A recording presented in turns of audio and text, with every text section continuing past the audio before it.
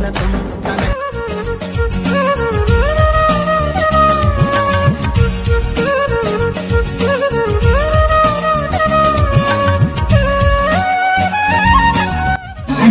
ಭಾಷಣ ಇದನ್ನು ನೆರವೇರಿಸಿಕೊಡಬೇಕೆಂದು ನಮ್ಮ ಕಾಲೇಜಿನ ಪ್ರಾಂಶುಪಾಲರಾದ ಡಾಕ್ಟರ್ ನಂಜುಂಡಯ್ಯ ಡಿ ಸರ್ ಅವರು ನೆರವೇರಿಸಿಕೊಡಬೇಕೆಂದು ಕೋರುತ್ತೇನೆ. ಎಲ್ರಿಗೂ ಸ್ವಾಗತವನ್ನು ಕೋರ್ತಾ ನಮ್ಮ ಕನ್ನಡ ಸಾಹಿತ್ಯದಲ್ಲಿ 10ನೇ ಶತಮಾನದ ಮೇರು ಕವಿ ಪಂಪ ಒಂದು ಮಾತನ್ನು ಹೇಳ್ತಾರೆ ಕನ್ನಡ ನಾಡಿನ ಬಗೆಗೆ. ಕೋಗಿಲೆಯಾಗಿ ಮೇಣ್ ಮರಿದುಂಬಿಯಾಗಿ ಪುಟ್ಟುವುದು ನೆನೆವುದು ಎನ್ನ ಮನಂ ಬನವಾಸಿ ದೇಶವ ಮಂದ್ಯ. ತನ್ನ ಸಾಕಿ ಬೆಳೆಸಿದಂತಹ ತನಗೆ ಬದುಕನ್ನು ನೀಡಿದಂತಹ ನೆಲವನ್ನು ನೆನ್ಕೊಳ್ತಾನೆ ಪಂಪ.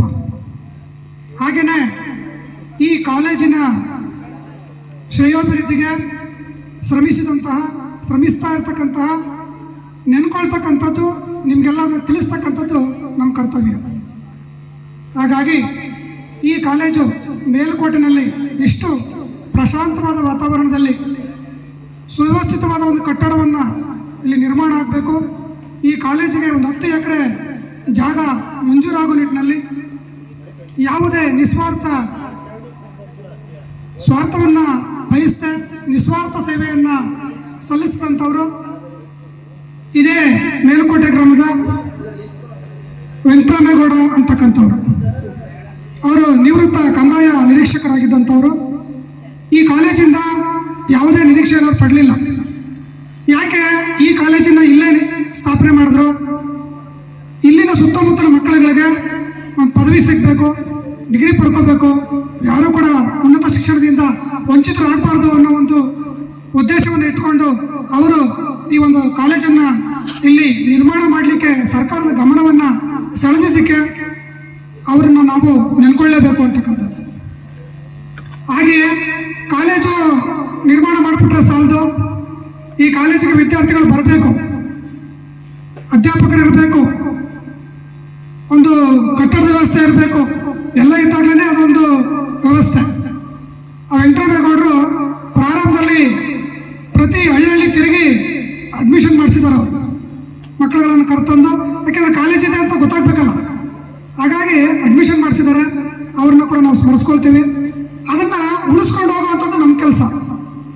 ಏನು ಅವರು ಒಂದು ಕನಸಿದೆ ಅವ್ರದ್ದು, ಆ ಕನಸನ್ನು ಸಾಕಾರಗೊಳಿಸ್ತಕ್ಕಂಥದ್ದು ಇಲ್ಲಿನ ಅಧ್ಯಾಪಕರಾದಂತಹ ಇಲ್ಲಿನ ವಿದ್ಯಾರ್ಥಿಗಳಾದಂತಹ ನಮ್ಮ ಕೆಲಸ ಇದೆ. ಈ ಪೆಟ್ಟುಗಳನ್ನು ಕೊಟ್ಟಿರ್ಬೋದು, ಬೈದಿರ್ಬೋದು, ಅದೆಲ್ಲ ನಿಮ್ಮನ್ನ ಒಂದು ಶಿಲೆಯಾಗಿದ್ದವರನ್ನ ಕಲೆಯಾಗಿ ಮಾರ್ಪಡಿಸೋದಿಕ್ಕೆ ನಾವೇನೇ ಮಾಡಿದ್ರು ಕೂಡ. ಏನಪ್ಪ ಬೈತಾರೆ ಮೇಡಮ್ ಮಾಸ್ಟರ್ ಬೈತಾರೆ ಅಂತ ನೀವು ಅನ್ಕೋಬೋದೇನ? ಅದು ನಿಮ್ಮ ಒಳ್ಳೇದಕ್ಕೋಸ್ಕರ. ಮತ್ತೆ ನಿಮ್ಮ ಬೈದು ನೀವೊಂದು ಒಳ್ಳೆ ಕೆಲಸ ಮಾಡಿದ್ರಿ ಅಂತಂದ್ರೆ, ನಿಮ್ಗೊಂದು ಒಳ್ಳೆ ಹೆಸರು ಬಂತು ಅಂತಂದ್ರೆ ಮೊದಲು ಖುಷಿ ಪಡ್ತಕ್ಕಂಥವ್ರೆ ನಿಮ್ಮ ತಂದೆ ತಾಯಿಗಳು, ಮತ್ತೆ ನೆಕ್ಸ್ಟ್ ನಾವು, ನಿಮ್ಮ ಅಕ್ಕಪಕ್ಕದ ಮನೆಯವರು. ಯಾರು ಕೂಡ ನಿಮ್ಮನ್ನ ಹೊಗಳಲ್ಲ ನೀವು ಸಾಧನೆ ಮಾಡಿದ್ರೆ, ಹೊಟ್ಟೆ ಕೆಚ್ಚು ಪಡ್ಕೋಬೋದೇನೋ. ಆದರೆ ಖುಷಿ ಪಡ್ತಕ್ಕಂಥವ್ರು ನಾವುಗಳು ಅಂತಕ್ಕಂಥದ್ದು. ಹಂಗಾಗಲಿ ಅಂತೇಳಿ ನಿಮ್ಗೊಂದಷ್ಟು ಬೈಬೋದು ಅಷ್ಟೇ. ಹಾಗಾಗಿ ಅನ್ಯತಾ ಭಾವಿಸ್ತೇನೆ.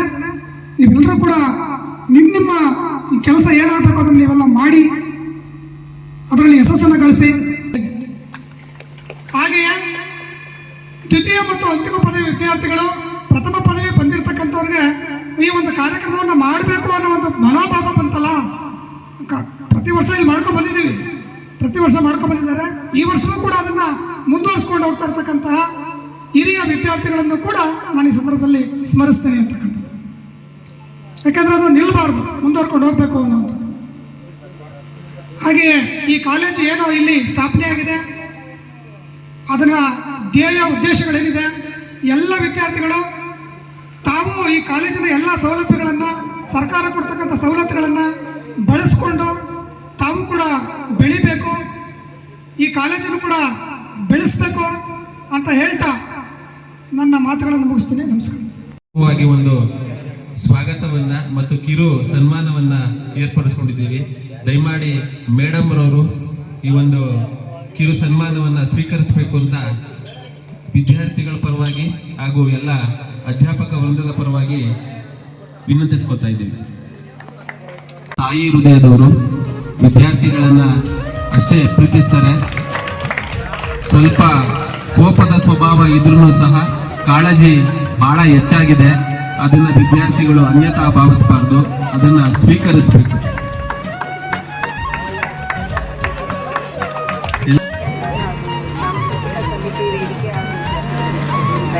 ನಡವಳಿಕೆ ಗುರಿ ಹೇಗಿರಬೇಕು ಅನ್ನೋದಕ್ಕೆ ಫಸ್ಟ್ ಇಯರ್ ಅವ್ರಿಗೆ ಉಳಿದ ಸೆಕೆಂಡ್ ಇಯರ್ ಫೈನಲ್ ಇಯರ್ ಅವರು ಒಂದು ಮಾಡೆಲ್ ಹಾಕ್ಕೊಳ್ಳೋದು. ತಮ್ಮ ನಡವಳಿಕೆ ಮೂಲಕ, ತಮ್ಮ ಸಂಸ್ಕಾರದ ಮೂಲಕ, ತಮ್ಮ ಕಲಿಯುವ ಉತ್ಸಾಹದ ಮೂಲಕ, ತಮ್ಮ ಒಟ್ಟಾರೆ ಕಾಲೇಜಿನ ಅನುಭವಗಳ ಮೂಲಕ ಈ ಎಲ್ಲವನ್ನು ಈ ಫ್ರೆಷರ್ಸ್ ಡೇ ಅನ್ನೋದು ಸಾಂಕೇತಿಕವಾಗಿ ಪ್ರತಿನಿಧಿಸುತ್ತೆ. ಈ ಕಾಲೇಜು ಅತ್ಯಂತ ಕಡಿಮೆ ಸಂಖ್ಯೆಯ ವಿದ್ಯಾರ್ಥಿಗಳನ್ನು ಹೊಂದಿದ್ರೂ ಕೂಡ ನಿಮ್ಮಲ್ಲಿ ಅನೇಕ final year second year students ಬಹಳ ಉತ್ಸಾಹದಿಂದ ಎಲ್ಲ ಕಾರ್ಯಕ್ರಮಗಳಲ್ಲಿ, ಎಲ್ಲ ಕೆಲಸಗಳಲ್ಲಿ ಭಾಗವಹಿಸ್ತಾ ಇದ್ದಾರೆ. ಫಸ್ಟ್ ಇಯರ್ ಅವರು ಇನ್ನೊಂದು ಸ್ವಲ್ಪ ಮೈಚಳಿ ಬಿಟ್ಟು ಭಾಗವಹಿಸಬೇಕು. ಯಾಕೋ ನೀರಿಗೆ ಹಾಕಿದ್ರು ಏನನ್ನಾದರೂ ಕಲಿತಾನೆ ಇರಬೇಕು. ಏನೋ ನಂಗೆ ಬರಲ್ಲ, ನನಗಾಗಲ್ಲ, ನಂಗೆ ಗೊತ್ತಿಲ್ಲ, ಈ 3 ಪದನ ಡಿಕ್ಷನರಿಯಿಂದ ತೆಗೆದುಬಿಡ್ಬೇಕು.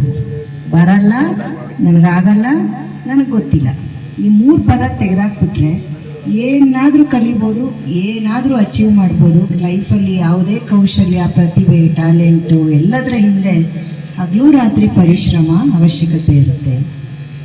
ನೀವೆಲ್ಲ 2 ಹೊತ್ತು ಯಾರೋ ಊಟಕ್ಕೆ ಆಗ್ತದೆ ತಿನ್ಕೊಂಡು ಇದ್ಬಿಡೋದು ಅಂತಂದರೆ ಪ್ರಾಣಿಗಳು ಅದೇ ತಾನೇ ಮಾಡೋದು.